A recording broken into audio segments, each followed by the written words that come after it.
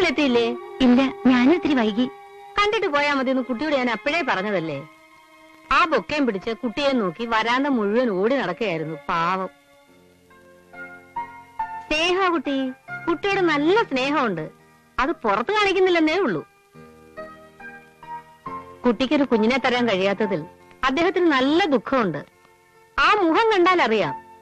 ഇവിടുത്തെ ഒരു ഡോക്ടർ കുൽക്കർണിയെ പറ്റി ഞാൻ കുട്ടിയോട് പറഞ്ഞിട്ടില്ലേ? അബദ്ധവശാൽ ഞാൻ ആ കാര്യം കുട്ടിയുടെ ഭർത്താവിനോടും പറഞ്ഞു നാവെടുത്തില്ല. എന്റെ നേരെ ചാടിക്കയറി. പിന്നെ ഞാനും കണ്ടിട്ടില്ല. ഞാൻ സത്യം പറയാം, അത് സിസ്റ്റർ കരുതുന്ന പോലെ ഞങ്ങൾ തമ്മിൽ അങ്ങനെ ഒരു ബന്ധമൊന്നും. ഒന്നും പറയണ്ട, തെറ്റ് നമ്മുടെ ഭാഗത്താ. എത്ര വന്നാലും എന്തെല്ലാം പ്രശ്നം കുടുംബത്തിലുണ്ടായാലും നമ്മൾ പെണ്ണുങ്ങൾ അങ്ങേയറ്റം വിട്ടുവീഴ്ച ചെയ്യണം. എന്നാലേ കുടുംബത്തിനൊരു ഉറപ്പുണ്ടാവൂ. കുട്ടിക്കറിയാവോ, 14 വർഷമായി ഞാൻ ഈ ഹോസ്പിറ്റലിൽ ജോലി ചെയ്യുന്നു. ഇത്രയും നല്ല സ്വഭാവമുള്ള ഒരു പേഷ്യന്റിനെ ഞാൻ കണ്ടിട്ടില്ല. നേഴ്സുമാർക്കൊക്കെ എന്തെങ്കിലും ഒരു കംപ്ലൈന്റ് വേണ്ടേ? ഒരു നല്ല മനുഷ്യൻ.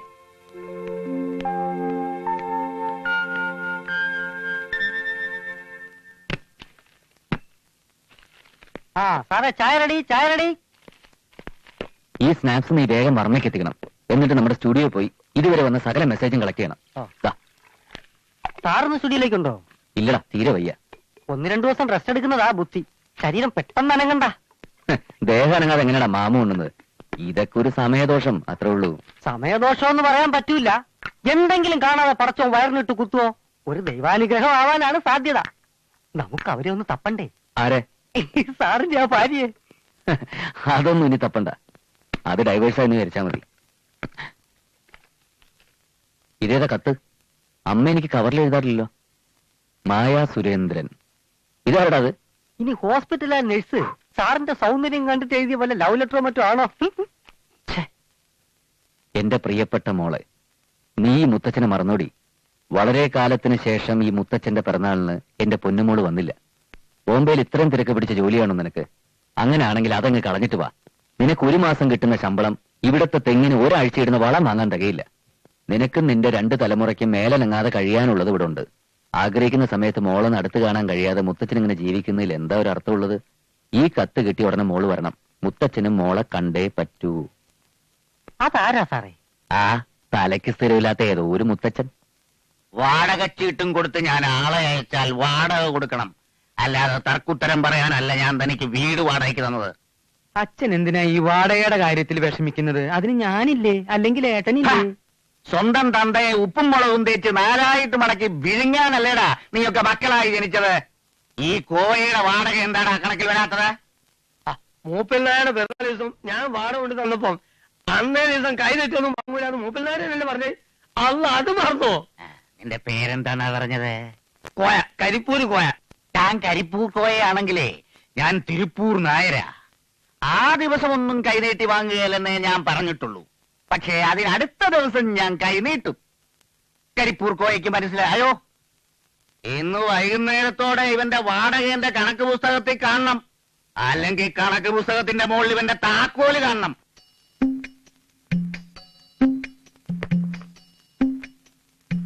ഇതാരുടെ താക്കോലാടാ?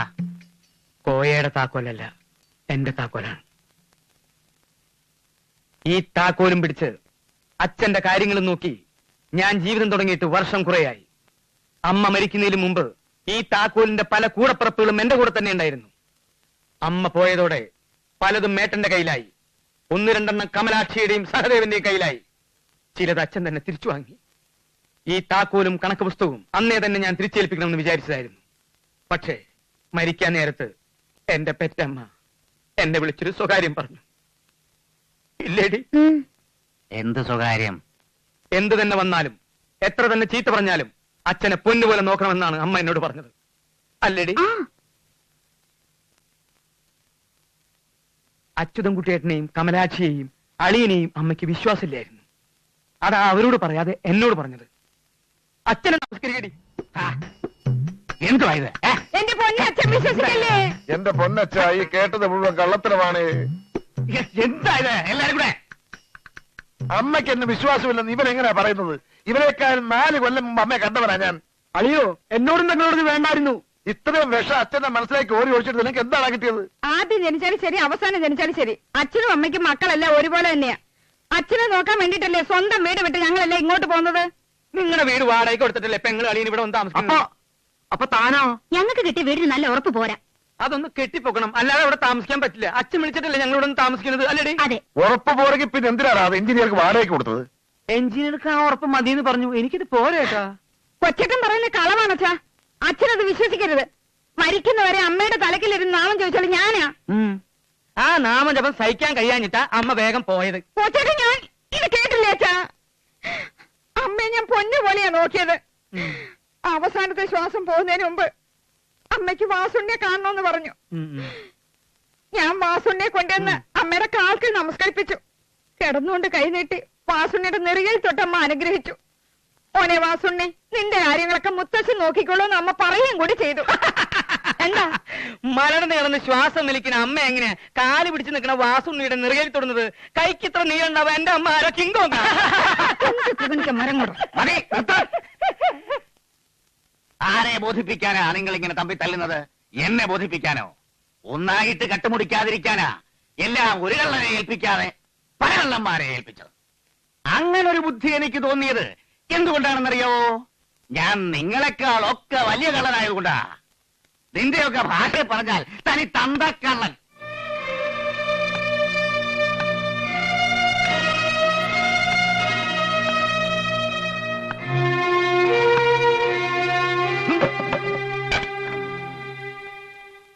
എല്ലാരും കൂടെ ഒരു ചട്ടിയിൽ നിന്ന് വാരി തിന്നുമ്പോ അതിന്റെ മൂട്ടിൽ ഒരു ഓട്ട ഇട്ടിട്ട് അതിൽ നൂറ്റാൻ നോക്കരുത്. നിന്റെ അതിബുദ്ധി ഇവിടെ നടക്കില്ല നാരായണക്കുട്ടി. എന്നെ എങ്ങനെയെങ്കിലും പാര വെച്ച് കള്ളനാക്കാനല്ലേ ഏട്ടനും പെങ്ങളും നോക്കുന്നത്? ഒന്നില്ലെങ്കിലും എന്റെ കൂടപ്പറപ്പല്ലേ. ഈ അളിയനെ കൊന്നിട്ടായാലും ശരി, വേണ്ടി വന്നാൽ ഞാനിതെല്ലാം കലക്കും. കോയയുടെ കയ്യിൽ നിന്ന് വാങ്ങിയ വാടക അച്ഛന് തിരിച്ചു കൊടുക്കാൻ പറഞ്ഞപ്പോ നിങ്ങൾ രണ്ടാളെന്താ പറഞ്ഞേ? അതെടുത്ത് സ്വന്തം കയ്യിൽ നിന്ന് കണക്കിലിട്ടോളാൻ ഞാനിട്ടു. അത് ഇത്തിരി ശബ്ദത്തിലായി പോയി. അത്രേ ഇവിടെ സംഭവിച്ചുള്ളൂ. ആ, നിങ്ങൾ എവിടേക്ക് പോണേ?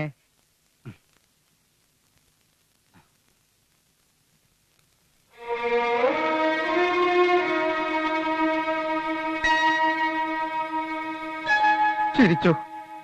എന്നെ ഇട്ട് എല്ലാരും കൂടെ പങ്കുവെട്ടുന്നത് കണ്ട് ഇതിനകത്തിരുന്നു മോള് ചിരിച്ചോ? പിറന്നാളിനോ കണ്ടില്ല, അയച്ച 2 കത്തിന് മറുപടിയില്ല. ഇവരെ പോലെ മോളും എന്നെ പറഞ്ഞു.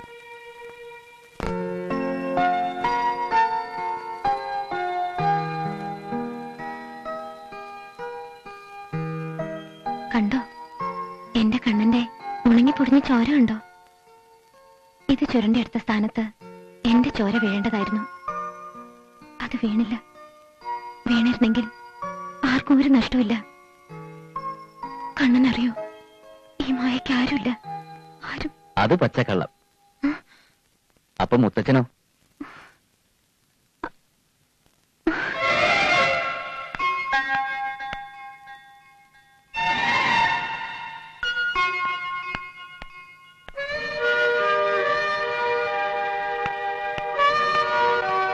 ഹലോ, മുത്തച്ഛന്റെ മായമോളെന്താ എന്നെ തിരഞ്ഞിങ്ങനെ ഓടിക്കളിക്കുന്നത്? ഞാനിവിടെ തന്നെ ഉണ്ടായിരുന്നു. എന്നെ ഇതിനകത്തൊരു ഭൂതം ആവാഹിച്ചു വെച്ചതായിരുന്നു. മനസ്സറിഞ്ഞൊരു പെൺകുട്ടി വിളിച്ചപ്പോ ഭൂതം എന്നെ തുറന്നു വിട്ടു. ഒരു മുന്നറിയിപ്പും ഇല്ലാതെ ഞാൻ വന്ന് കയറിയത് മായയ്ക്ക് ബുദ്ധിമുട്ടായില്ലേ? കാണാൻ ആഗ്രഹിച്ച ഒരാള് നേരിട്ട് വന്നാല് എനിക്ക് സന്തോഷമേ ഉള്ളൂ. പക്ഷേ അയാളെങ്ങനെ എനിക്കൊരു മുത്തശ്ശനുള്ള കാര്യം അറിഞ്ഞത്? എന്റെ വയറ്റത്തിട്ട് കുത്തിയവരെ പോലെ തന്നെ എന്നെ രക്ഷിച്ച ആൾക്കും തീരെ മര്യാദയില്ല. സ്നേഹം തോന്നിയാ അത് നേരിട്ടു എന്ന് പറയാതെ കയ്യിൽ കിട്ടിയ ബ്രീഫ് കേസ് കുത്തിപ്പൊളിച്ച് അതിനകത്തിരുന്ന ജാതകം തെരഞ്ഞത് തീരെ ശരിയായില്ല. ഇത് അതിനകത്ത് കിട്ടിയതാ. മനഃപൂർവ്വം വെച്ചതാണെങ്കിലും അറിയാതെ സംഭവിച്ചതാണെങ്കിലും ഞാനിതൊന്ന് വായിച്ചു. നിങ്ങൾ എങ്ങനെ കണ്ടുപിടിക്കുന്നു വിചാരിച്ചിരുന്നപ്പോഴാ ഇതിനകത്ത് മുത്തച്ഛൻ എന്നെ സഹായിച്ചത്. മംഗലം തറവാട്ടിൽ ഏറ്റവും സുഖം നിറഞ്ഞ ജീവിതം വേണ്ടാന്ന് വെച്ചിട്ട് ഈ ബോംബെയിലെ കാറ്റുകൊണ്ട് കറക്കേണ്ട ആവശ്യമില്ല എന്ന് മുത്തച്ഛൻ എഴുതിയിരുന്ന നേരാ. നാട്ടിലേക്ക് പോകുന്നത് കൊള്ളാം, പക്ഷേ അതിനു മുമ്പ് എന്റെ ഒപ്പം ഒരു സ്ഥലം വരെ വന്നേ പറ്റൂ. എവിടേക്ക്? വേഷം പാന്റ് ഷർട്ട് ആണെന്നേ ഉള്ളൂ. പക്ഷേ ഞാനൊരു ആണാണെന്ന് തെളിയിക്കണമെങ്കിൽ നമ്മൾ രണ്ടുപേരും ഒരുമിച്ച് ഡോക്ടർ കുൽക്കർണി ഒന്ന് കാണണമെന്ന് അന്നമ്മ സിസ്റ്റർ പറഞ്ഞില്ലേ? അത് മറന്നോ?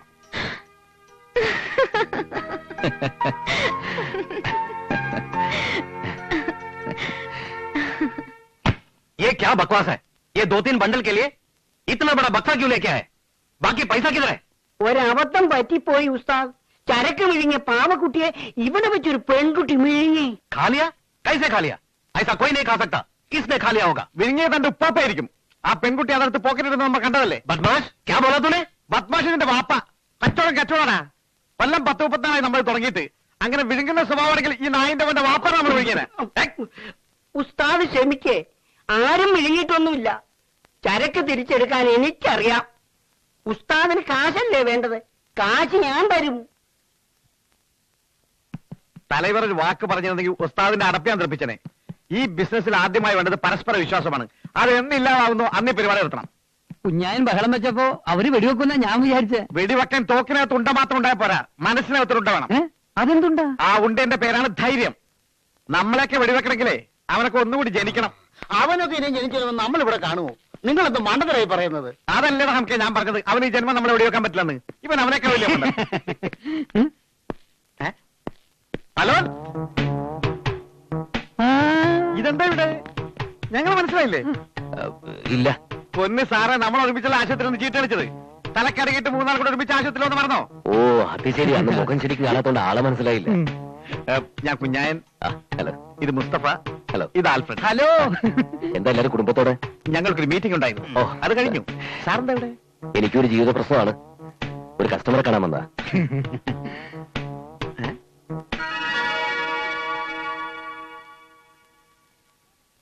ഇതാരാ പോക്കറ്റിൽ നിന്ന് തല പുറത്തിട്ട് നോക്കണത്? ഇതൊരു പാവ. ഞാൻ വിവാഹം കഴിച്ച് എനിക്ക് ജനിക്കാൻ പോകുന്ന കുഞ്ഞിനൊരാൾ സമ്മാനിച്ചതാ. എങ്ങനെയുണ്ട്? ഫസ്റ്റ് നല്ല തറവാടുത്തുള്ള പാവക്കുട്ടി ഇല്ലേ മുസ്തഫ? അതെ. കുട്ടികൾക്ക് അല്ലെങ്കിൽ ഈ ചോക്ലേറ്റ് ഐസ്ക്രീം ഒന്നും വാങ്ങിച്ചു കൊടുക്കരുത്, പല്ലീത്താവും. ഇമാതിരി സാധനം കിട്ടാ ബുദ്ധി വളരും. അവര് നമ്മളെ പോലെ നല്ല മനുഷ്യരാവും. ഇതിനകത്തൊക്കെ കിളികളുണ്ടല്ലേ? നമ്മൾ തമ്മിൽ പരിചയപ്പെട്ട് കഴിഞ്ഞ സ്ഥിതിക്ക് ഇനി ഞാൻ ഒരു സത്യം പറയാം. ഇത് ഞാൻ കല്യാണം കഴിക്കാൻ പോകുന്ന പെണ്ണെനിക്ക് സമ്മാനിച്ചതാ.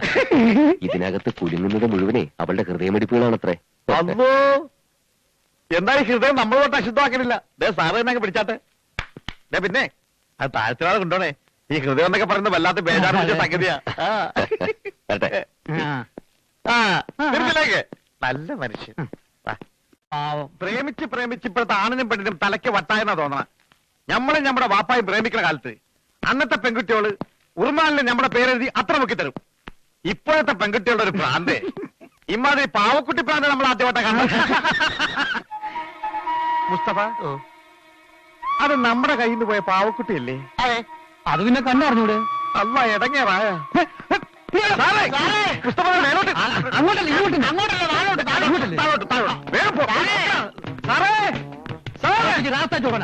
പാവക്കുട്ടി സാറേ,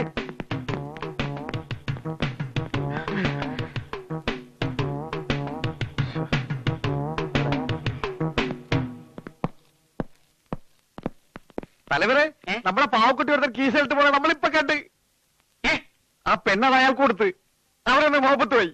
അതിനകത്ത് രത്നങ്ങളുണ്ട് തലവരെ. കിലുക്കൻ ഞാനും കേട്ടതാ. അതെ, നമ്മളത് വാങ്ങി കുലുക്ക് നോക്കി സൂക്ഷിച്ചു വെച്ചോന്ന് പറഞ്ഞ് തിരിച്ചു കൊടുത്ത്.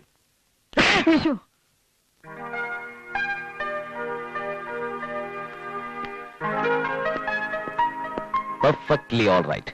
ഒരു കുഴപ്പമില്ലെന്ന് ഡോക്ടർ പറഞ്ഞത്. തുന്നിയ സ്ഥലത്ത് വേദന ഉണ്ടെന്ന് ഡോക്ടറോട് പറഞ്ഞോ? പറഞ്ഞു. വേദന വരുമ്പോ തടവി തരാൻ ആരെങ്കിലും ഉണ്ടാവുമെന്ന് ഡോക്ടർ ചോദിച്ചു. നമ്മളെന്തിനാ കള്ളം പറയുന്നത്? ഉണ്ടെന്ന് ഞാനും പറഞ്ഞു.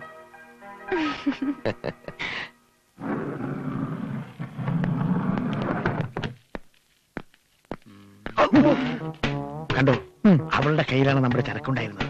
അത് ചോദിക്കാൻ ചെന്നപ്പോഴാണ് ആരോ കുത്തുകിട്ട് വീണത്. അത് ഇയാളാണ് തലവര് പറഞ്ഞു. ഇപ്പൊ വിശ്വാസമായ ഇപ്പൊ കുത്ത് നമ്മുടെ അഞ്ചത്തായി. അവർ രണ്ടാളും ആ കുത്തുകാരനൊന്നായി.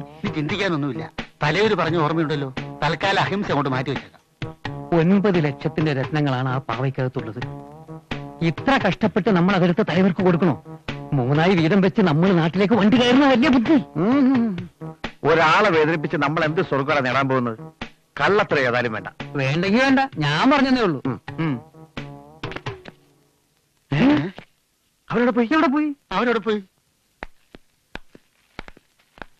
ഹാവൂ, ഇപ്പോഴെങ്കിലും രണ്ടുപേരെ ഒന്നിച്ചൊന്ന് കണ്ടല്ലോ. പിണക്കൊക്കെ തീർന്നു. ആ ഏതാണ്ടൊക്കെ ഒന്ന് തീർപ്പായി. ശരിക്കും പറഞ്ഞ സിസ്റ്ററാണ് ഞങ്ങളുടെ ജീവിതം രക്ഷിച്ചത്. ഡോക്ടർ കുൽക്കർണിയെ പറ്റി പറഞ്ഞപ്പോ മുതല് സിസ്റ്റർ ഒരു പ്രസന്റേഷൻ തരണമെന്ന് ഇവിടുന്ന് പോയപ്പോ മുതൽ ഞാൻ വിചാരിക്കുന്നതാ. ഈ ഷോളൊന്ന് ഞാൻ വാങ്ങിയതാ. ഇത് ഞാനൊരു സമ്മാനമായി തന്ന സ്വീകരിക്കാൻ സിസ്റ്റർക്ക് ബുദ്ധിമുട്ടുണ്ടോ? ഹേയ്, സ്നേഹം കൊണ്ട് വരുന്നതല്ലേ, ഒരു ബുദ്ധിമുട്ടുമില്ല.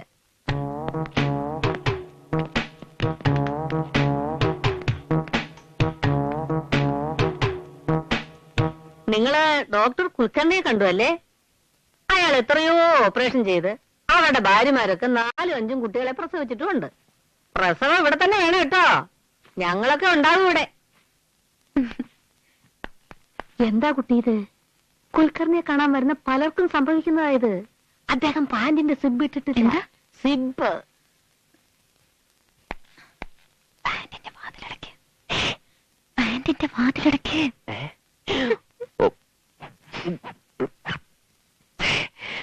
എന്തേ? വാതിലിന്റെ കൊളുത്തുപോയി. അവരാ സിസ്റ്ററോട് എന്തൊക്കെയോ പറയുന്നുണ്ട്, പാന്റ് അഴിക്കുന്നുണ്ട്. എന്തോ പരിശോധിക്കാൻ വേണ്ടി ആ സിസ്റ്ററുടെ മുറിയിലേക്ക് പോകുന്ന ലക്ഷണമുണ്ട്. അവനെ ഇവിടെ വെച്ച് പിടിക്കണോ അതോ പുറത്ത് വെച്ച് പിടിക്കണോ? ഇവിടെ നിന്ന് പിടിച്ചാൽ മതി. എന്നാലും നേരിട്ട് ഏറ്റുമുട്ടിയുള്ള ഫ്രണ്ട്ഷിപ്പുകളാണ്. അന്നും നമ്മുടെ മുഖം അവൻ കണ്ടിട്ടില്ല, ഇന്നും നമ്മുടെ മുഖം അവൻ കാണുന്നില്ല. എന്തേ?